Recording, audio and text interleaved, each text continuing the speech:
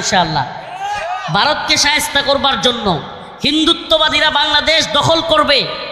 ও প্রিয় মুসলিম উম্মাহ, মুসলিম উম্মার যুবকেরা, তোমাদেরকে বলি, এটা আমাদের প্রাণের দাবি তোমাদের প্রতি।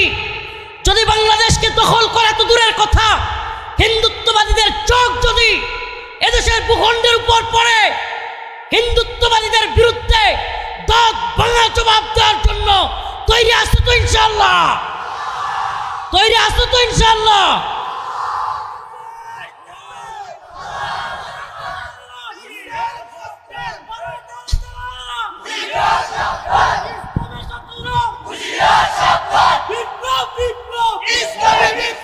আল্লাহ রসুলের একটা হাদিস বলে শেষ করছি। ইসাবাতানে মিন উম্মতি, ইসাবাতানে মিন উম্মতি আহরাজাহুমুল্লাহু মিনান নার, ইসাবাতুন তাগজুল হিন্দা ওয়া ইসাবাতু মা ঈসা ইবনে মারইয়াম। সুবহানাল্লাহি ওয়া বিহামদিহি। আল্লাহ রসুল বলেছেন, এটা অস্বীকার করবার সুযোগ নাই। কেন নাই? কারণ এমন এক ব্যক্তি বলেছেন যার দুই ঠোঁটের মাঝখান দিয়া জীবনে কোনোদিন মিথ্যা বের হয় না। সুবহানাল্লাহ। এটা শুধু আমরা স্বীকার করি না, মক্কার কাফের মুশরিকরা পর্যন্ত এ কথা স্বীকার করত।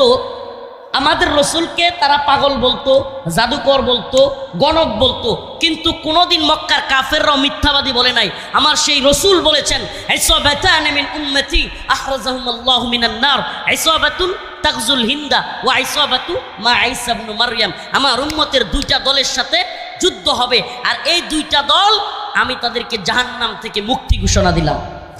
একটা দল ইসাবাতুন তাগজুল হিন্দা, হিন্দুস্তানের সাথে মুসলমানদের এক ভয়াবহ যুদ্ধ হবে, সেই যুদ্ধে শরিক হওয়া মুজাহিদ, সেই দলটা। প্রিয় হাজিরিন, আখিরি পয়গাম, সেই দলে আমরা শরিক হইতে রাজি আছি তো ইনশাআল্লাহ?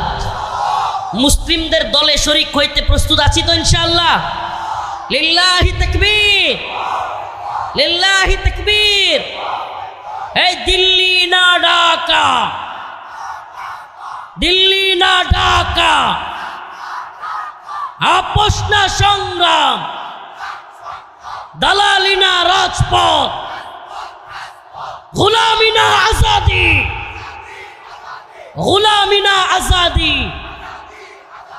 নাসরুম মিনাল্লাহ ওয়া ফাতহুন করিব। আখিরি পয়গাম, আমাদের এই বিপ্লব আসলো, 70 থেকে 80 জন মাদ্রাসার ছাত্র জীবন দিল, কত তালিবুল ইলম জীবন দিল। যেহেতু ভাই পাশে, এই কথাটা শুধু বলে শেষ করি।